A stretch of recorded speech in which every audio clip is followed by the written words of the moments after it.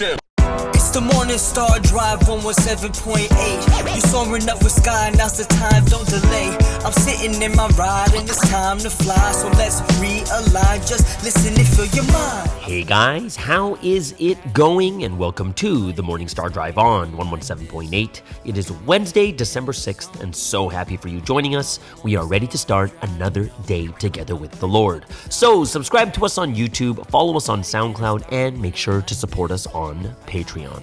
So today we have an exciting podcast for you. We have Health is Happiness, the Foundational Figures Word Study, and of course, commentaries, updates, and news on what is happening around the world in this history today.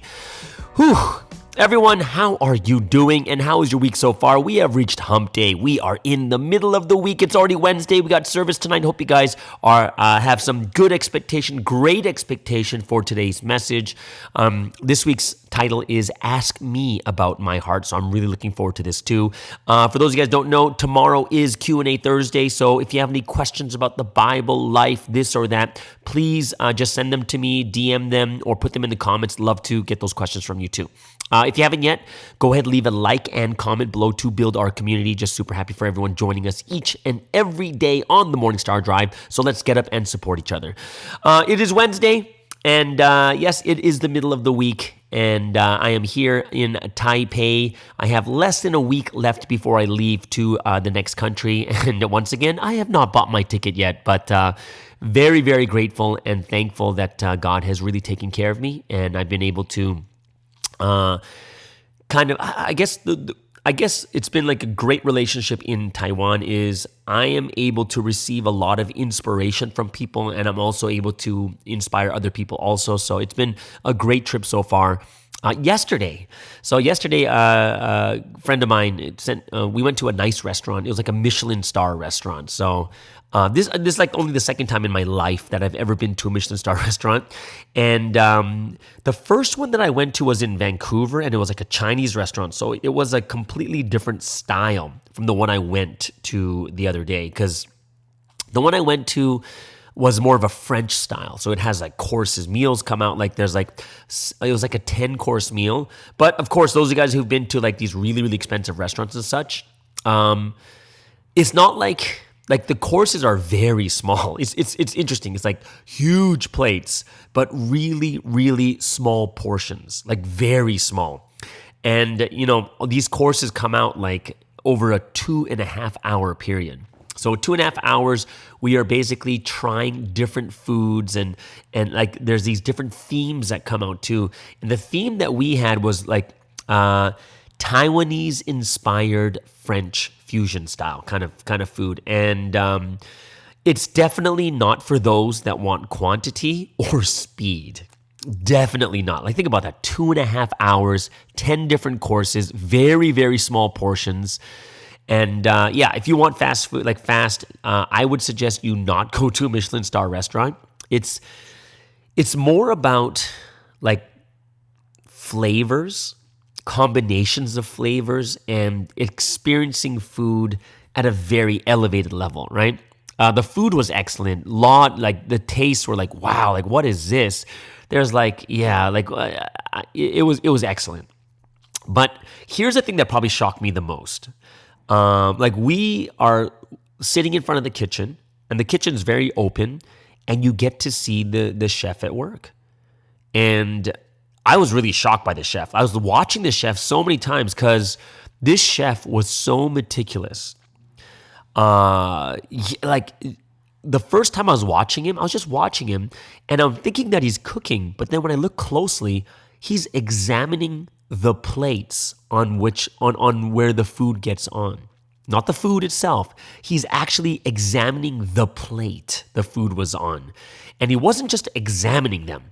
He was spending a lot of time looking closely at the plate. Like when I saw him looking at it, like you'd think that he was fascinated by it, but he's just checking every detail of the plate. He took his time. And man, when you watch those shows on TV, like Gordon Ramsay or those movies about chefs, it's true. Like from watching this chef, it's true how meticulous, how much he wants perfection. and he's only going to send out something that is perfect to his liking. So I was kind of like, wow, this guy is, yeah, it was just fascinating to just watch him cook. And like I know that some people, food is subjective, and sometimes, some people like certain types of foods or flavors and some people don't. But the one thing you can guarantee by looking at this chef is that it has come out to perfection, to what this chef wanted. You may not, some people may not like it, but for me, I liked everything that he put out. But it was definitely made to perfection. As I think about this, 2.5 hours, 10 dishes, that's like getting a dish every 15 minutes. And it's very, very small. So in the beginning, if you're really, really hungry, you're going to be kind of more hungry, right? But I'm going to tell you this is, even though the portions were small, you're going through 10 courses, and I would say I was full by the end of it. I'm not sure if that's because I'm old, but I was full. I was. And yeah, like just kind of sitting there watching this chef in action, you kind of realize like the best and the greatest things in life are about perfection. Like you're going to enjoy it more when it's perfect. You're going to be like, wow, this is so good. And the only way that's going to work is if someone is actually there doing it to perfection, right? And this is something that I found quite interesting it's not really about the quantity or speed. And when you want something, like if something's very, very important to you, perfection should be the number one thing more than quantity or speed. Like the really important things in life, you want the best, not the cheapest or the most convenient. Right? And I think that in some cases, I feel that society has kind of moved us too far towards getting what is the cheapest or what is most convenient for us. And I'm not going to say that everything, nothing should be fast and nothing should be cheap. I'm not saying that. I'm just saying that there are some things in life that are so much more important that you can't apply this to. Right? Like what's really, really important? Like for instance, imagine it's life and death. You have cancer. You need a doctor. Do you want the cheapest and the most convenient doctor? Or do you want the best, the most experienced, the most successful doctor? Like which one do you want, right? When it comes to like firefighting, your house is on fire. Do you want the cheapest and do you want just whoever's available, or do you want the best? What about like pastors and leaders of like life mentors? Do you want the cheapest life mentor or do you want the best, right? And what I'm saying is it's not about we're looking for the most expensive. We're looking for, not something that's just quick and fast. We're looking for the best. Like think about even mothers and fathers. Sometimes we would look and say, wow, that's a great mother. That's a great father. Like we would want the best and the greatest. We don't want someone who's just cheap. We don't want someone who's got no experience in life, or someone who's like, especially people in province, you don't want people that are like absolutely zero spirituality. Like even for me, this sounds so stupid. I'm like going, I don't want the cheapest and the most convenient coffee. I want a great barista, the best, right? The one that can do the best art, the one that can like roast the best beans, the best blend, right? Like there's always things that are important in our life, and we would rather wait a little bit longer for better quality, right? And we would pay a little bit more in the things that are important to us. Right? And I think that's something that we have to think about when it comes to our life too. When you look at your own life, do you just want to go through the motions of making yourself? Do you just want to kind of pray for like 2-3 minutes and you're finished and you said, okay, I prayed, right? Do you kind of just want to walk through life? And when life is the most important thing that we have, do you just want to do the most convenient thing, or do you really want the best in life?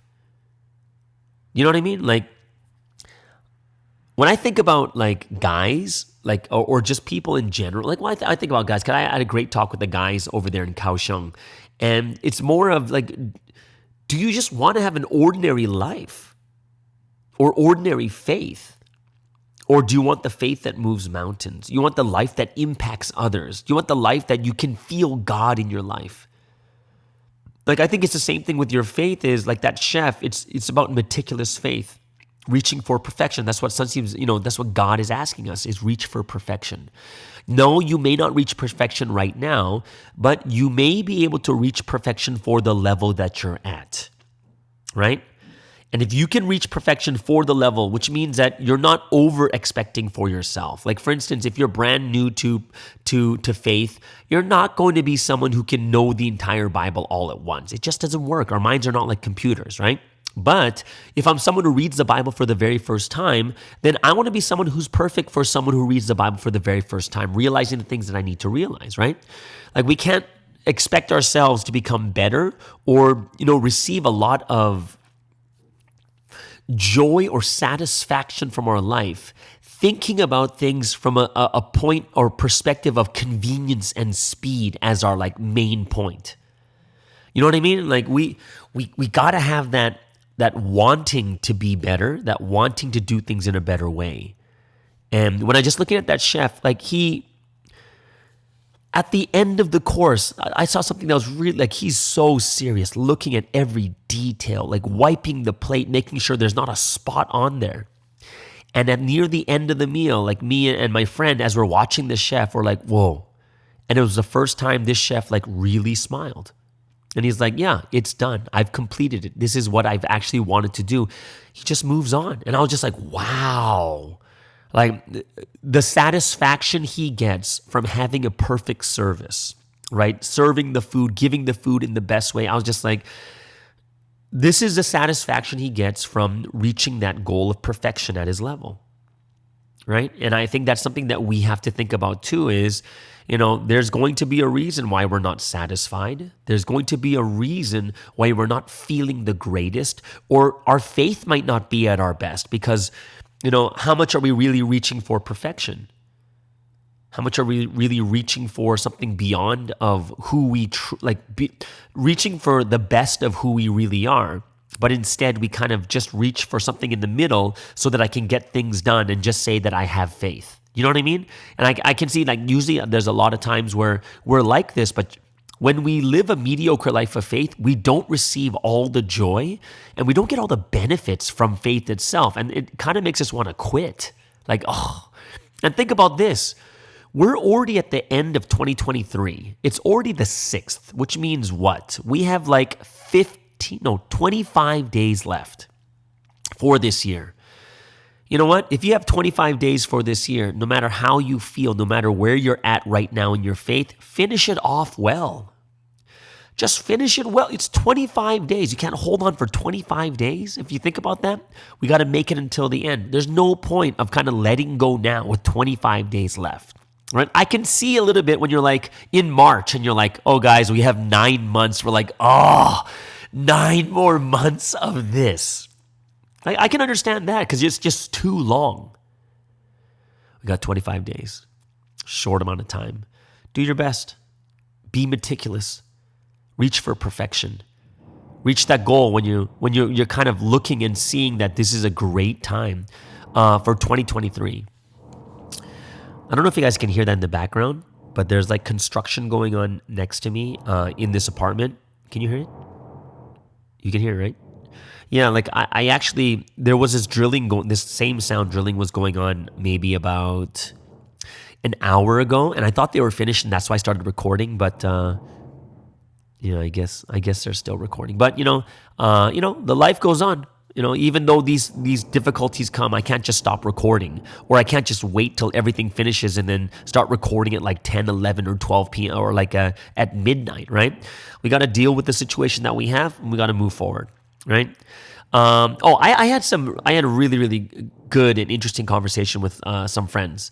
And one of the questions that was brought up is, hey, now that 2023 is done, what do you have in mind for the next 10 years? Like, where do you want, we got to think about this is like, where do you want Providence to be in 10 years? Where should our churches want to be in 10 years? Where do you want to be in the next 10 years? And I thought it was a really good question because after 2023, it kind of like things will start to settle down, and we really need to have that thought to ourselves is what do we want next? And it's a good question. 10 years, what are we going to do? Because especially after this year, we need to think about this very, very carefully. Like we just can't, you can't just go with the flow. You know what I mean? Like you can't just say, life is life, so let's just see what happens. Like we really need to think carefully about our future and have some goal that we really, really want to reach. So like, it's like, what do you want to see? What's the future in the next 10? What's a good vision for your church, for yourself right now? And I was thinking about this a lot too, because the question came up, and what kind of vision can we have for our church? And like for me, one of the biggest things, like some people were saying to me is like, hey, if you had a church, if you see the current condition right now in certain countries or whatever it is, what do you really want? What do you think the best thing is to do right now? What's the biggest focus for next year? And of course, everyone brought up evangelism and stuff. And I thought to myself I think evangelism in my head is a result of people who just really love to be in this history. That's going to be just an automatic result. It's not something where we try to do, because it's not something that you have to force. Evangelism is something that I do believe will happen naturally when people are genuinely happy, faithful, and have hope and joy in this history. And I thought to myself, we just went through 2023, a lot of people were dragged through the mud. And, I was thinking like 2024, if I had a vision or goal for 2024 itself, it would be to bring everyone back to life, not in evangelism, just in their faith. Like the genuine joy of being in this history, the love for this history, just having that in their hearts, being so thankful, right? And like one of the things I thought, especially over the last 4 or 5 years, things that can really steal the joy is when bad things keep happening and we almost feel like there is no end in sight. You know what I mean? Like we realize how great a history is, and then when things have, like we'll realize how great a history is, and we receive hope or we receive strength when we're struggling, and then later on everything works out. You're like, yeah, it worked out. Oh, all that suffering was worth it. But the problem we have, especially coming from the last 4 years, is what happens if you just keep struggling and you keep suffering and you don't see an end to the suffering? Then it becomes really difficult to have hope, because you're like, you don't see the hope at the end of the tunnel, right? And I thought it was quite interesting, because the question that we need to ask ourselves is, how do we keep this hope alive in a situation where we are continuously struggling and suffering? Like, think about it. 2008, we have the trial, 10 years in prison. And then after 10 years in prison, we have this short spout of sunsteam coming out. And then all of a sudden, the pandemic hits us in 2020. And then 2023, we have 2023 is just ridiculous, and the spiritual Oppenheimer, stuff like this. So we had one bad thing after another over the last 15 years. But from 2008, we're 17 years like this. And it's very, very interesting. And but here's the thing that I thought about. So the question is, how do we keep this hope alive when all we're doing is constantly going through suffering and struggle, right? And this is something I've been thinking about too, especially because when I think about my life in Providence, even when I first came to Providence in 1998, small church in LA, right? There's not much reason to have a lot of hope. And it was crazy that even though we were small, we had so much hope and joy, and we're in the history of God, and we're going to make history from this really small church. And almost everyone wanted to be, it was weird. Everyone in my generation, our biggest goal was wanting to be a pastor or a leader in the church. Is it crazy as that sounds? It's yeah, we all wanted to be pastors and leaders. And now I see that many people from my generation are leading right now in every country. But interesting thing is, as the generations have come and gone, we've kind of reached a point where we have more and more people in this history, but the newer generation does not want to lead this history, but rather do other things. And I was thinking about I wonder why that is. Right? And of course, I could take a very negative approach and say that this generation is fallen, or this generation is terrible, or this young generation, they don't know what they're doing. And then I can sound like an old fart. I can sound like an old father, when I was young, I walked 10 kilometers. I can sound like one of those people. And I thought to myself, is there really a problem where this generation is not very good, spiritually wise? Or I had this new idea in my head is this more of what it actually should be? Is this the norm of what it is right now? So the question I brought to myself is, what is the norm, or what should be the norm? And I look at Christianity today, And I look at myself too, and I was like, wait a second. When I look at Christianity today, Christianity's running fine. They've got tons of people, and it's not so much. And when you look at Christianity, does the majority of people want to be pastors or leaders? And the answer is no way. The vast majority of people are not pastors and not leaders in the church.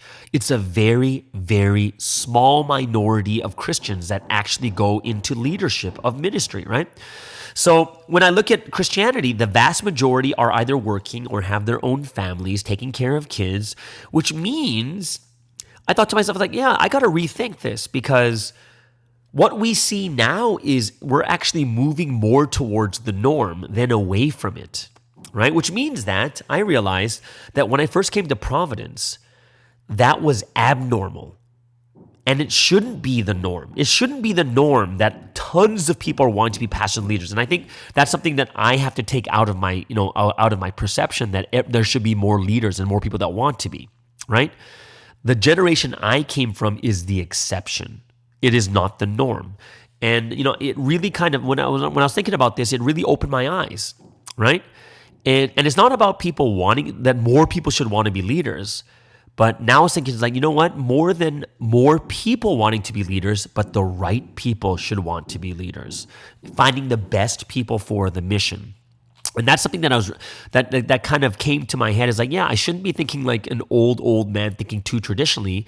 But if I look at the big picture, what is happening today with less people wanting to be leaders is actually what is more normal. And as we come to scale, like for instance, I'm in Taiwan and you have like almost 5,000 members here, right? So if you have almost 5,000 members, and remember I talked about this the other day about ratio. If like 1 in 50, or let's just say 1 in 100, right? If 1 in 100 actually are the norm is one person out of every 100 actually becomes a leader. That's actually not bad, because you're going to have like 50 leaders. That makes sense, right? Yeah, 50 leaders, right? And 50 leaders, and if you look in Taiwan, should be more than enough, right? Because you're not going to have 50 churches. Like even when I look in Taiwan, they have lots of churches here, but it's not like you have 50 churches, right? But when you look at countries that are a lot smaller, you can see, like, because you're not up to scale, say like America has like 450 people in it, let's just say around 450, 1 in 100 means you basically find about 4 to 5, which is probably going to be and you might have less because you're not going to find that many leaders until you come to scale, right? So I was like going, yeah, I really need to rethink the way that I see how leadership happens. And it's not about a ton of people going into leadership. It's more about finding the right people to get into leadership, right? Because I'll be very honest, is some people want to be leaders, but they're probably not suitable to be a head leader or an assistant leader. You know what I mean? And I think that's something that we do have to kind of look at also. So that's one of the interesting conversations that I had actually this morning. And I thought to myself, I was like, yeah, it's a very, very interesting question. But to get back to the original point of like, how do we keep hope when all there is suffering and struggling? I would say that one of the biggest things that we lack is vision. And that's why that question I heard in the morning today is, what do we see for the next 10 years, is such a big question. Because vision gives you hope. Vision gives you hope in times where there is no hope. Do you know what I mean? Right? Because when you have that vision, you're like, but this is what we're aiming for, and it's going to be hard, but this is going to be part of the process. But if you have no vision, all you see is the suffering, and you have nothing to look forward to in the future, right? What is the vision you want for yourself? And we know that vision, like what you want for yourself, may not happen right away. However, if you have that vision in mind, you know that there's a struggle. Then you'll know that there's a goal that you're reaching towards, that even when you struggle, you're okay with it. And I think maybe we're lacking a lot of vision too, right? Lacking a lot of vision of where do we want to be in the next 10 years? Well, 10 years is a long time. So we want to be here and in 10 years. And, in 2 years, we want to be here. In 5 years, we want to be here. In 8 years, we want to be here. In 10 years, we want to reach our goal. And I think having that vision is a very, very important part of the leadership that we have. And I'm not going to just say have any vision, because a vision has to be inspiring. It really has to be inspiring. It is not about just like, oh, let's just have this goal. We'll reach 10,000 people. No. You need to have vision. Vision is bigger than a number.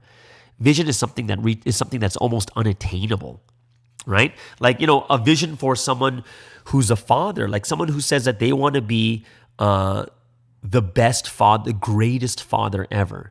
So what does it mean to become the greatest father? It means they're going to go to their children's games, watch their basketball games, support them, give them the things that they need, make sure that they, correct them when there's so many things that are involved in becoming a great father. And the reason why being a great father is a huge vision, because it's not something that you do once and you're done.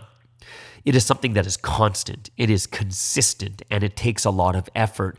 And even if you've seen the last 20 games, if you stop seeing the games, you're no longer the greatest father. It's something that you're attaining. It's a vision. It's a concept. It's something that's so big, right? So I think that's something that we have to think about too. Sometimes we're losing hope is because we don't have a vision for ourselves, or our churches don't have visions, or our country may not have a vision, or Providence in general doesn't have a vision. So I was inspired by that from that one conversation. Well, actually, this conversation, we went on for like 3 hours and stuff. It was really, really good. But at one point, we were talking about our life in this history. And I talked about this maybe 2 weeks ago, but we kind of look back at the pictures of the past, and sometimes you see very few people that are left. Or sometimes you're the only one left. And I think this is something for us to realize too about ourselves in this history. Like, even when I think about Vancouver, because I was running there in 2003. I was in Vancouver and we had 6 people, all brothers and sisters. Me, my brother, 2 sisters, and a brother and sister. So there's 3 guys and 3 girls. And when I look at the situation today, I think I may be the only one left. I think there might be one more. I'm not sure, but I think I might be the only one left from like the starting of the church. And even when I think about GAC, remember I told you the event yesterday about me going to Paris, France and stuff? There's only 3 Americans, but I'm the only one left. When I look at even the Koreans that came, there was 2 soccer players, and then on top of it, there's some cheerleaders and stuff. Like, even those people, there's only very few left. And when I look at all the people who've actually been to every single GACP event, which is me, following Sunseam around in Europe, in New Zealand, in America and Canada, right? From that first event to the very end, I think I'm the only one left that went from, that's been to every single event. And then I started thinking about South Africa when I went to help pioneer. I think there's only me and one other person that are left from that original church. Even when I start to look at England, I'm not sure who's even left from that time that I was there in 2006, which is crazy because that's almost 20 years ago. A lot of times we look back at history, and when we look at those pictures and those videos, sometimes we're the only ones left from that time. And what does that really mean? What should that mean?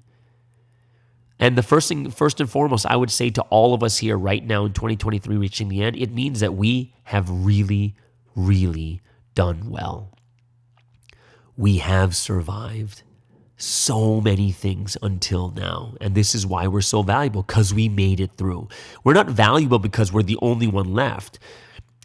Being the only one left shows how difficult it was, and we made it through that difficulty, and that's why we are so valuable. We've done awesome.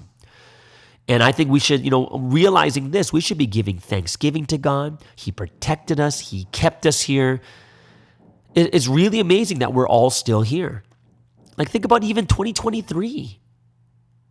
I was thinking about myself, of all the guys that were close to KJS, it's only me and Chugo left to really keep those memories alive. Well, even some of those memories we don't want to keep anymore, but still, right? And we realize, you guys got to kind of realize that when you look back and you see that there's very few people left, we have become time capsules. The only living time capsule that has all those memories. Like, we are direct witnesses of those times. And it's fascinating, right? It's really fascinating to look back and see where history is right now. And we've all become kind of like these time capsules. We've become like these relics and stuff. Like, wow, like, you know, when people find these ancient artifacts and through that one piece of pottery, they can look back in history. But here we are, and we've become like those artifacts where people can come to us and say, what was it like in 1999? What was it like in 2002? And we're still here, 2023. And I think it's quite amazing that, and I think God is so happy that we have all survived this time. And it just made me even more grateful and more thankful that we are still here. So, yeah, it's just really, really great. I think it's one of my favorite parts about visiting countries, meeting new people and having great conversations. So before we get into our foundational figures word study, we're going to actually get into someone named Irenaeus, right? Irenaeus, he was a bishop who lived about 100 years after Jesus, and he made very important writings, but very recently he was designated, last year I believe, he was designated by the Pope as a doctor of the church, right? And what does it mean, a doctor of the church?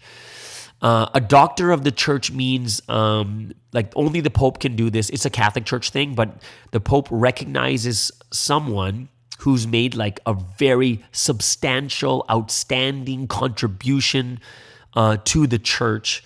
And a doctor of the church is especially for those who made,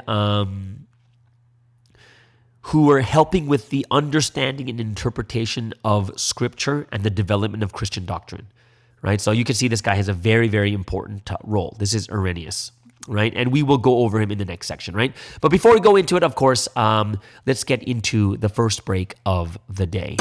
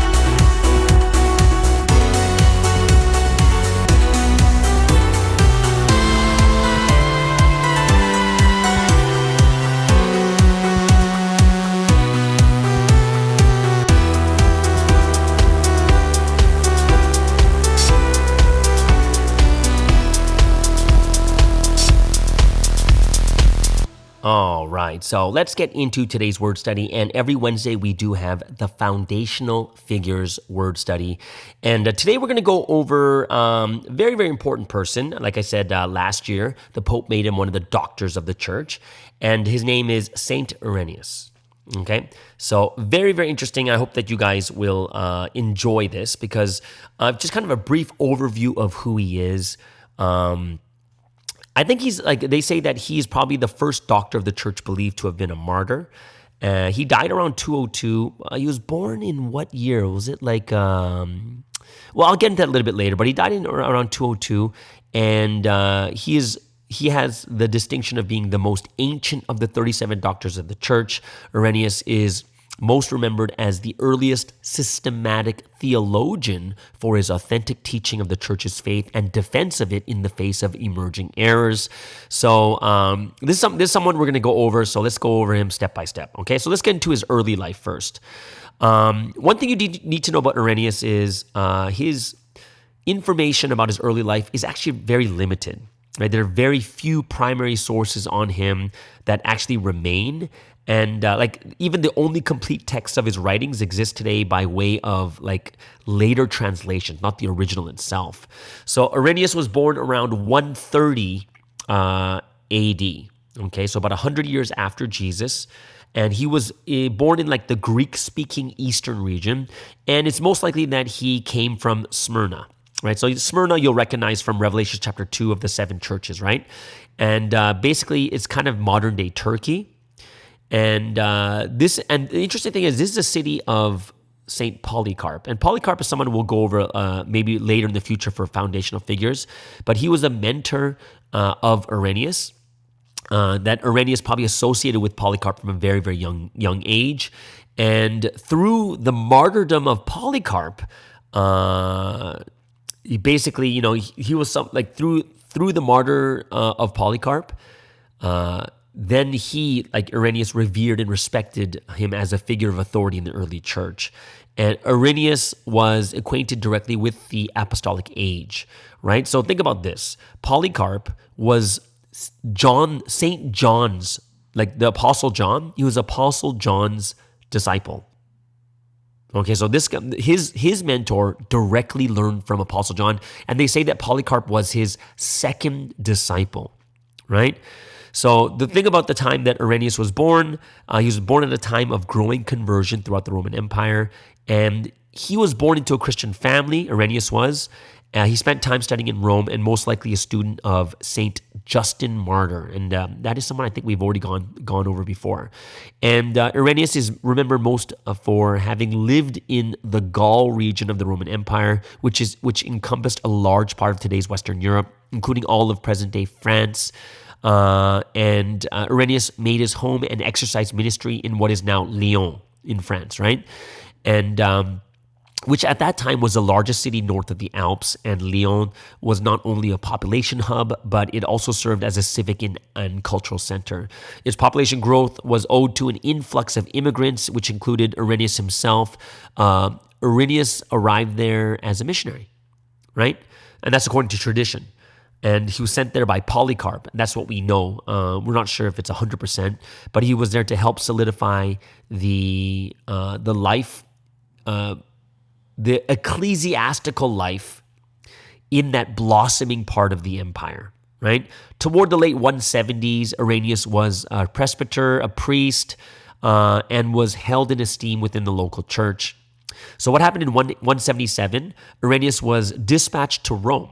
So in 177, he was like a priest, everything else in where he was, but he was dispatched to Rome by a group of soon-to-be martyrs held captive and awaiting execution to deliver a letter to the Pope at that time. The letter, which expressed, among other things, concern about emerging threats to the unity of faith emerging in this early church. This exists as the first historical evidence of Irenaeus. This letter actually was the first historical evidence. And just as Christ prayed before his death that the church might be one, so too were these martyrs from Lyon. And Irenaeus, whose name actually means peace, served as an emissary of peace and unity by allowing their message to be heard in Rome. And it was most likely this trip abroad that spared him from being martyred with Lyon's first bishop and his companions. So, among those martyred was the bishop at that time.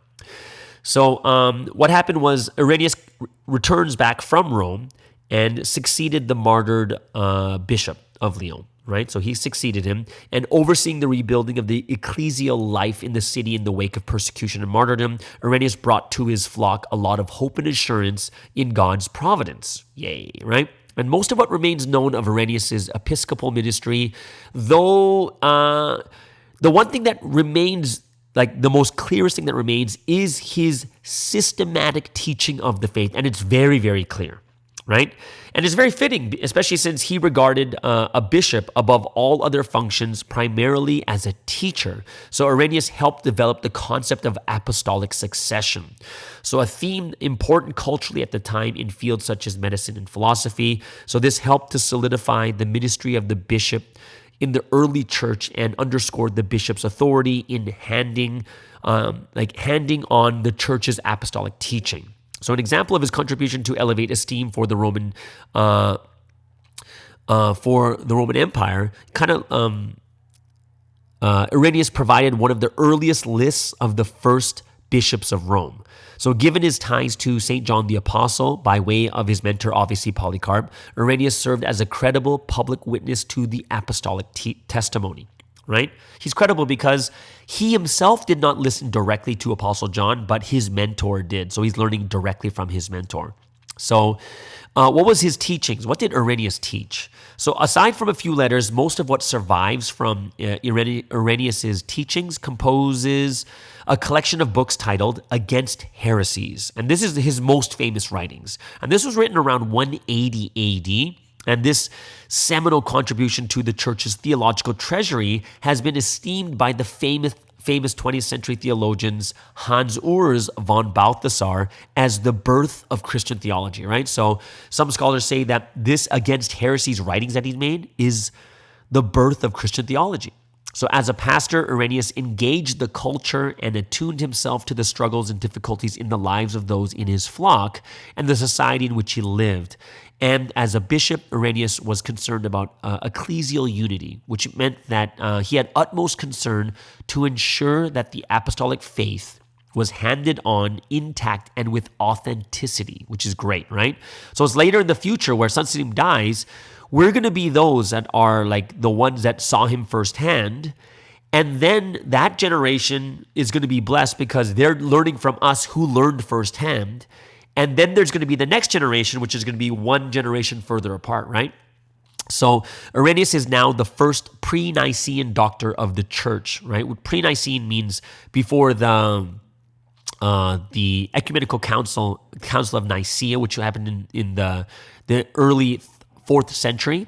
But he's the first doctor of the church, and I told you what a doctor of the church is, right? But in the pre-Nicene time, okay?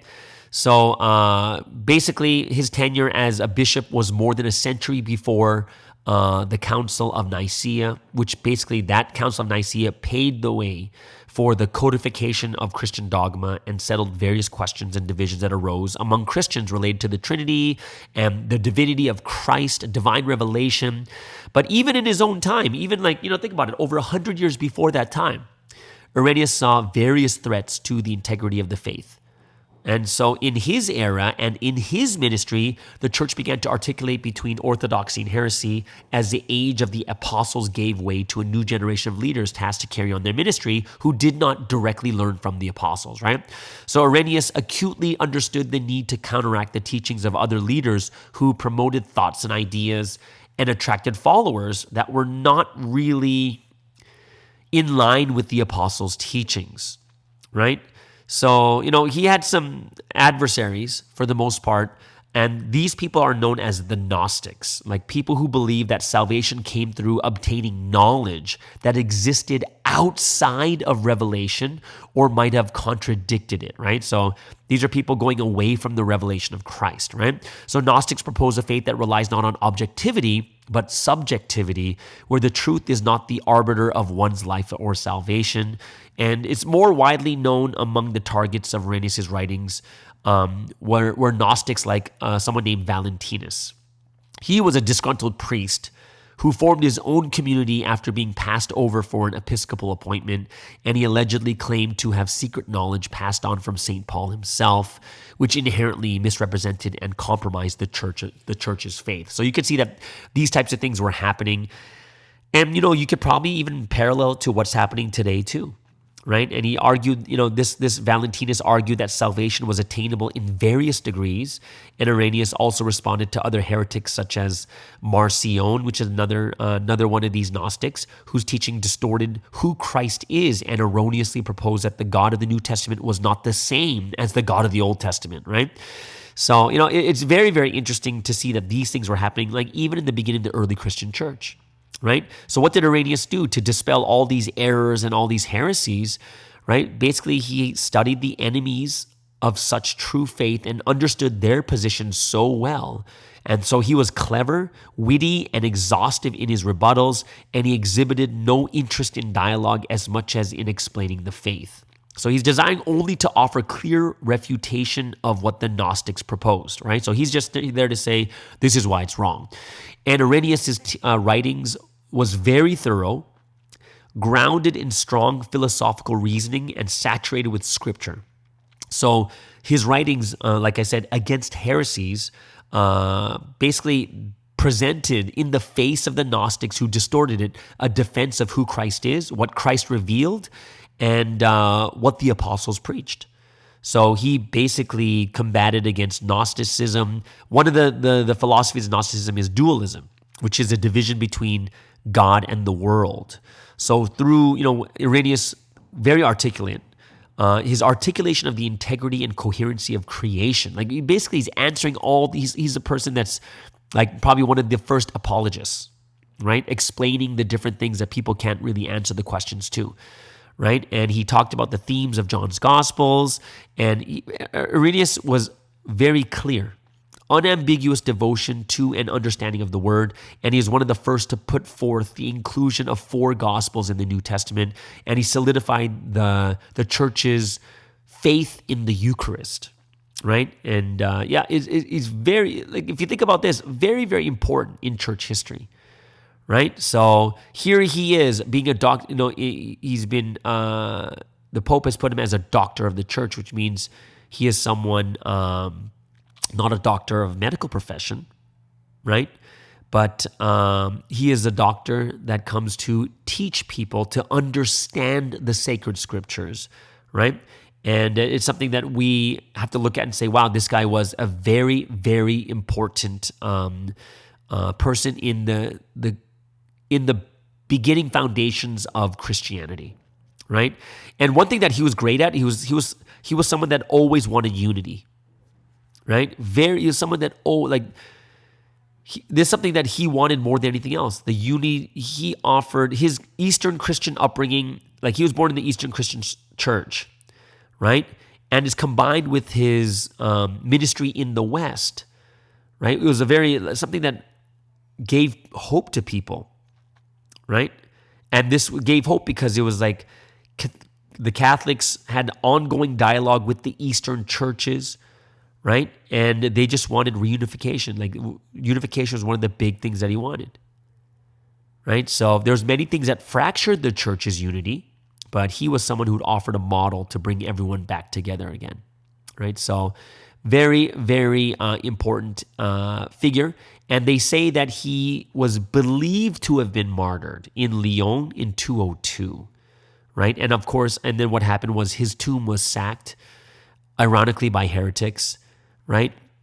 And it's very, very interesting. But if you guys, you guys can do your research on him too. But this is Irenaeus. Irenaeus, a very, very important figure in the early Christian church and one of the earliest doctors of the church too, right? A doctor of the church. And that just happened in 2022. Okay? So there it is, guys. That is today's foundational figures. This is Saint Irenaeus. All right? And, we'll get into more of these figures. Tons of figures we could talk about also. All right. So before we get into today's final segment of Health is Happiness, we do have a continuing section we have is already episode 55, which is about preventing injuries, the second episode of preventing injuries, and today is about posture, about sharing about posture. So I hope that you guys will very much enjoy this. All right, so let's first get into the second break of the day.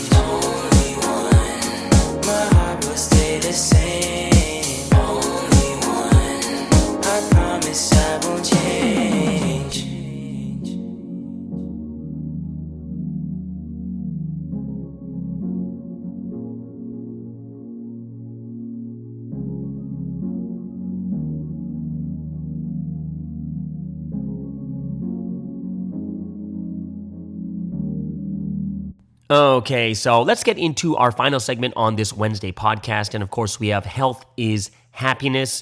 And we've had this great Yenu over there in Singapore is doing these awesome segments and series. And the series we're working on right now is called Preventing Injuries, right? Especially for those that are playing sports or do heavy lifting or whatnot. These great episodes. Last week's was just kind of a general overview about preventing injuries. And we're going to the second episode of 3. And this one is about posture, about your posture, right? So I hope you guys will enjoy this. Everyone, please welcome all the way over there from Singapore. This is Yin with Health is Happiness.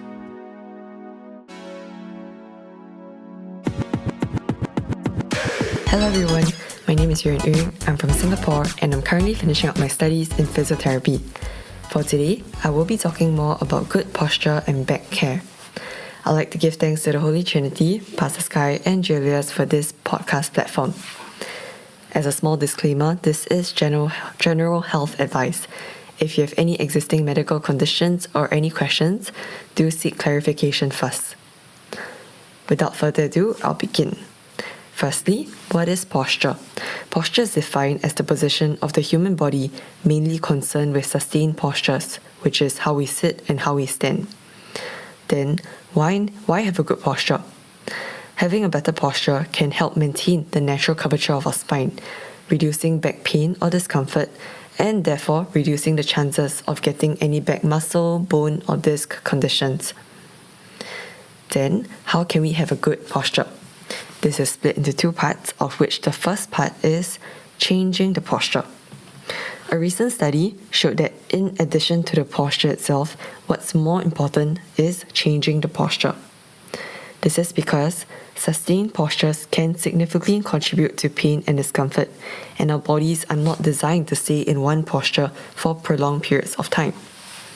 Example, a soldier who sits or stands in an upright manner for 8 hours a day will stress one part more than others.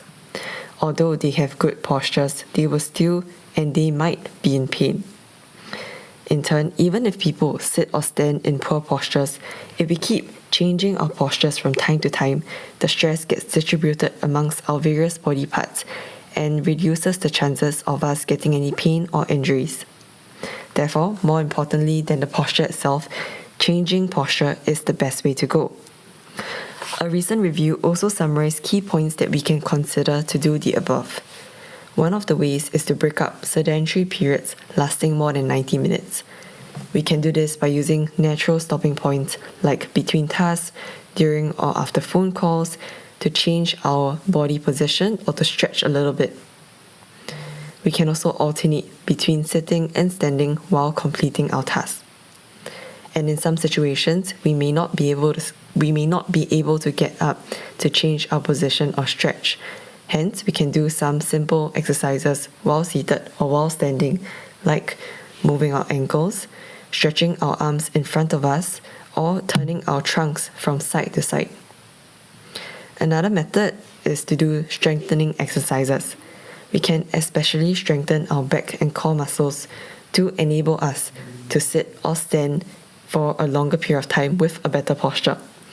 Some exercises include, for the core, you can do planks, pail-off press, farmer's carry. And for the back, you can do things like Superman. Another way is to also increase our incidental physical activity to decrease the amount of time that we are sedentary. For instance, if you're getting from point A to point B, you can use more active methods for commute. Like you can walk, you can cycle, take the bus, take the train, as compared to sitting in a car. And in a building, you can take the stairs instead of the lift. Moving on to the second way of how to have good posture. Besides changing the posture, the second way is to have better posture. For instance, if we're doing our work while being seated, you can try to sit on a chair with back support and sit upright. Then, if you're using a laptop or a monitor, try to adjust the screen such that it's at eye level and you don't need to tilt your head too much down or upwards. You can do so by, for example, if you're using a laptop, you can add some books or you can add a box below it, or you can also adjust your chair height. Then, as for your elbows, keep your elbows close to your body, around at an angle of 90 to 120 degrees when you are typing on the keyboard. And for your feet, you can keep your feet on the floor and make sure that they are supported with, either being in contact with the ground below or having a foot cushion that you can place your feet on. And if let's say you're standing up, stand up tall and upright. Straighten up your back so that you feel that your head is stretching up towards the sky. And then, of course, right, for those people who wish to pray while kneeling on the ground, try to pray with your back straight up and look up towards heaven when you pray, or look forward. You can also put a soft cushion below the knee to reduce the impact and the force exerted on your knee, which might lead to knee pain in the long run. In conclusion from this part, it's number one, changing posture every 90 minutes, or I would say even every 30 to 90 minutes of sustained sitting or standing would be useful. And of course, secondly, is to adopt a better posture itself. Before we end off today's sharing, I'll share a little bit about this 2017 August Sunday message. This message had a title of The Posture of Body and Faith and the Posture of the Heart, Thoughts and Actions. The message said, God made it so that human beings can live comfortably in everything they do in life if they take action knowing God's heart. When you don't know God's heart, you will even go through suffering because you will refrain from doing certain things, thinking that they are sins even though they are not. For example, let's say you think praying with your head down before God is pious, and you therefore pray in that posture for a long time. In the end, you won't be able to pray for long because your neck will hurt. God said, bow the head of your heart. Bow the head with your heart. People who don't know God's heart pray with their heads bowed down and their backs bent because they think that is more pious since they are going before God. But if you do that, you can't pray deeply for a long time because you experience pain in your neck and back. Therefore, it is a loss. A typical adult head weighs about 4 to 6 kg. And your neck supports this weight when your head is straight. But when you bow your head, gravity will increase that pressure to 5-fold and your neck has to support about 25 kg. Therefore, if you pray with your head continually down, you can't pray for a long time because your neck will hurt and you'll be bothered by that pain. And if you do so, you are far more likely to fall asleep because the nerves in your neck are tired and fatigued. Most people who fall asleep during prayer are people who bow their heads. Therefore, you should pray with the head of your heart bowed while keeping your neck straight. God designed the human body so that we can live comfortably if we keep our posture straight. And the last part mentions about how a religion that is advanced and high level interacts with God while knowing His heart. Therefore, both the rituals and the way they treat God are different. The religious people living under Moses' law of the Old Testament almost always worship God while prostrating on the ground with their backs bent and their heads down. The more it is a submissive servant history, the more people worship God bending down and prostrating themselves on the ground. In conclusion, you have to have the correct posture for the body of your faith and a correct posture for your heart. Only then will you see and perceive God's actions correctly. With faith too, if you don't fix what is bent, you become crippled in faith as a result, and thus you're unable to take action correctly. Since your body is unable to take action correctly, your spirit will be affected by that and become a crippled spirit, and you have to live a crippled life in the spiritual world forever.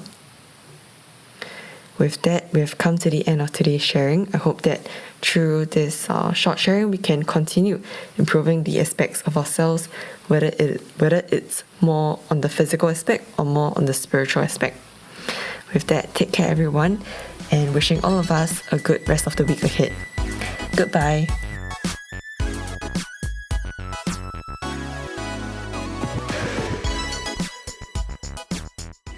And that's a great big thank you to Yenyu over there in Singapore. She is studying physical therapy. Hope you guys really enjoyed this. Posture, very important. And even I like the point when she's talking about prayer. What is a posture we need to have during prayer?